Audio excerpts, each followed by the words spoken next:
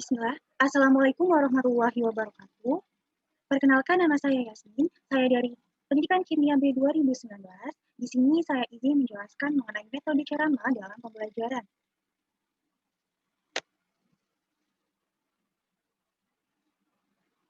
Yang pertama, apa pengertian metode ceramah dalam pembelajaran itu? Di mana metode ceramah yaitu metode pengajaran yang konvensional, di mana guru hanya bercerita saja mengenai apa yang ada di dalam buku atau sumber belajar siswa. Dan di sini juga dapat digunakan alat bantu seperti papan tulis atau blackboard, kapur tulis, dan yang lainnya. Di dalam metode ceramah ada juga dikonsepkan sebagai penuturan atau penjelasan guru secara lisan, di mana dalam pelaksananya guru dapat menggunakan alat bantu mengajar untuk memperjelas uraian yang disampaikan kepada murid-muridnya. Hal ini juga dapat kita ketahui bahwa setiap metode dalam pembelajaran tentunya memiliki kelebihan dan kekurangan. Untuk kelebihan metode ceramah sendiri, yaitu yang pertama, dapat menampung siswa dalam kelas yang besar dan juga lebih mengefisiensi biaya atau lebih murah. Kemudian yang kedua, bahan pelajaran dapat diberikan secara urut, di mana ide atau konsepnya juga direncanakan dengan baik. Nah, guru sebelum melaksanakan metode ceramah tentunya telah melewati tahap perencanaan. Di mana dalam tahap perencanaan ini, guru tentunya membuat konsepan dan rancangan apa-apa saja yang hendak disampaikan pada saat metode ceramah dalam pembelajaran ini berlangsung, sehingga guru dapat secara efektif pula menjabarkan atau menjelaskan ide-ide atau konsep-konsep dari materi yang penting yang disampaikan secara efektif. Kemudian yang ketiga, di sini guru dapat menekankan hal-hal yang penting sehingga waktu dan energi yang digunakan untuk menjelaskan itu dapat dengan optimal dilakukan. Yang keempat, isi silabus dapat dilakukan menurut jadwal karena guru tidak harus menyesuaikan dengan kecepatan belajar siswa. Karena di sini guru sebagai penceramah atau penyampai utama dalam menyampaikan pelajaran, isi silabus ataupun durasi waktu dapat diselesaikan sesuai kecepatan menjelaskan itu sendiri tanpa memperhatikan kecepatan belajar siswa. Kemudian yang kelima, di sini kekurangan buku atau sumber belajar lainnya tidak menjadikannya sebagai hambatan dalam proses pembelajaran berlangsung karena sebagai penceramah dalam metode ceramah ini guru adalah sumber utama belajar siswa sehingga pengetahuan dapat disampaikan oleh guru meskipun tanpa adanya buku pelajaran dan media lainnya seperti itu. Selain kelebihan, ada juga kekurangan dari metode ceramah itu sendiri, yaitu yang pertama, pelajaran dapat berjalan membosankan sehingga siswa menjadi jenuh dan tidak tertarik ataupun mengurangi ketertarikan siswa dalam mengikuti pembelajaran. Karena pada saat metode ceramah berlangsung, dominannya adalah siswa hanya duduk mendengarkan apa yang disampaikan oleh guru. Dalam hal ini, kejenuhan atau rasa bosan akan timbul dengan seiring berjalannya waktu. Yang kedua, siswa menjadi pasif dan hanya aktif dalam kegiatan mencatat. Hal ini jelas ya karena guru di sini menjelaskan dan siswa hanya bisa mencatat. Kemudian yang ketiga, guru lebih sulit dalam memahami dan memantau apakah setiap individu di dalam ruangan kelas ini sudah memahami apa yang disampaikan atau belum. Kemudian yang keempat dari kekurangan ini yaitu kepadatan konsep yang diajarkan dapat berakibat siswa tidak menguasai bahan yang diajarkan. Lalu yang kelima, pengetahuan yang diperoleh akan mudah terlupakan. Ini sesuai dengan istilah bahwa I hear, I forget, I see, I remember, and I do, I understand. Kemudian yang keenam dari kekurangan metode belajar, yaitu sistem belajar siswa menjadi belajar menghafal. Karena di dalam metode ceramah ini, siswa hanya mendengarkan tanpa ada konstruksi pengetahuan dari hasil menemukan sendiri ataupun mencari. Sehingga yang siswa ini dapat tangkap hanya melalui apa yang dia dengar dan dia hafal. Selanjutnya adalah langkah-langkah dalam metode ceramah.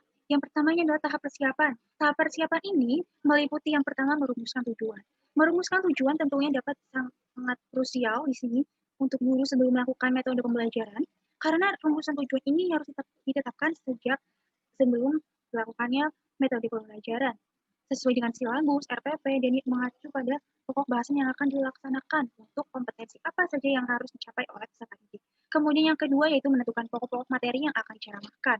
Hal ini jelas karena agar menjadi garis-garis besar sehingga pembahasan tidak melebar kemana-mana. Kemudian yang ketiga adalah mempersiapkan alat bantu. Alat bantu ini untuk sebagai alat peraga atau demonstrasi yang mendukung penceramah atau guru dalam menyampaikan pembelajaran sehingga mudah dipahami oleh siswa. Yang kedua adalah langkah dalam tahap pelaksanaan. Apa saja? Yang pertama adalah pembukaan. Pembukaan ini penting karena guru dalam pembukaan harus memberikan motivasi atau persepsi terlebih dahulu mengenai pembelajaran yang akan dilakukan. Misal dapat dilakukan dengan pemberian contoh atau hal-hal yang berhubungan dengan materi pembelajaran yang akan diajarkan dengan penerapannya dalam kehidupan. Misal saja dalam mempelajari sel elektrolisis, di mana ada penerapan elektroplating. Elektroplating ini bisa diterapkan contohnya pada penerapan gigi emas. Di situ kan guru dapat mengeksplor kepada siswa bahwa apakah kalian pernah melihat orang memakai gigi yang emas? Bagaimana cara menerapkan gigi atau menanam gigi emas pada manusia? Itu menjadi menarik siswa untuk menyimak mengkorelasikan bahasan-bahasan yang akan disampaikan oleh guru bahwa itu adalah contoh elektroplating dan lain sebagainya. Kemudian yang kedua adalah penyajian. Penyajian ini sebisa mungkin dilakukan oleh guru dengan semenarik mungkin dan juga sekomunikatif mungkin sehingga siswa tidak mudah jenuh dan juga tidak mudah hilang konsentrasi dan tetap berada pada arahan dan penjelasan guru saat penyampaian. Lalu yang ketiga adalah penutupan. Penutupan oleh guru dalam metode ceramah ini penting juga dilakukan karena di sini guru bisa menyampaikan kesimpulan, menandai garis-garis besarnya, dan juga menanamkan dan memastikan bahwa siswa sudah memahami. Strategi yang harus dilakukan dalam metode pembelajaran agar dapat berjalan dengan efektif dan efisien. Apa saja itu? Yaitu yang pertama adalah memunculkan minat di awal. Minat siswa dalam mempelajari pelajaran itu akan didominasi sebagian besar adalah dari awal. Di mana dari awal ini guru dapat mengambil perannya, yaitu seperti menjelaskan contoh-contoh yang menarik, sehingga siswa dapat berkesan di awal dan bisa mengikuti di menit-menit berikutnya dengan rasa penasaran yang tinggi. Hal ini dapat memacu siswa untuk tetap berkonsentrasi. Yang kedua adalah membangun kedekatan. Kedekatan antara guru sebagai penceramah dan juga audiens yaitu peserta didik perlu dilakukan sehingga siswa tidak canggung ketika dia tidak paham atau dia kurang menangkap apa yang disampaikan oleh guru. Dia tidak pasif, namun dia bisa aktif bertanya kepada guru. Hal ini bisa juga dilakukan dengan dialog ataupun berbincang-bincang dengan dua arah. Kemudian yang ketiga adalah menyampaikan dengan bahasa yang ringan. Penyampaian dengan bahasa yang ringan ini perlu dilakukan juga oleh guru kepada audiens atau peserta didiknya. Karena bahasa mempengaruhi pemahaman daripada audiens menangkap apa yang dijelaskan. Ketika mengajar dengan anak SMA atau SMP, harus diselaraskan juga dengan bahasa yang disampaikan oleh guru, sehingga komunikatif terhadap apa yang ditangkap oleh audiens. Kemudian yang keempat yaitu sistematis. Sistematis ini agar tahapan-tahapan yang dijelaskan oleh guru itu tidak melebar kemana-mana dan terstruktur sesuai topik-topik bahasan yang telah ditentukan pada saat tahap persiapan. Yang kelima yaitu menyusun poin-poin penting. Poin-poin penting ini juga dilakukan oleh guru pada saat tahap persiapan tentunya. Di mana poin-poin penting ini adalah garis-garis besar yang harus dan wajib disampaikan kepada siswa, sehingga siswa dalam mempelajarinya mengetahui apa-apa saja poin penting yang disampaikan oleh guru, sehingga di sini pemahaman siswa pun dapat terstruktur dalam mengikuti pembelajaran. Yang keenam adalah menggunakan media.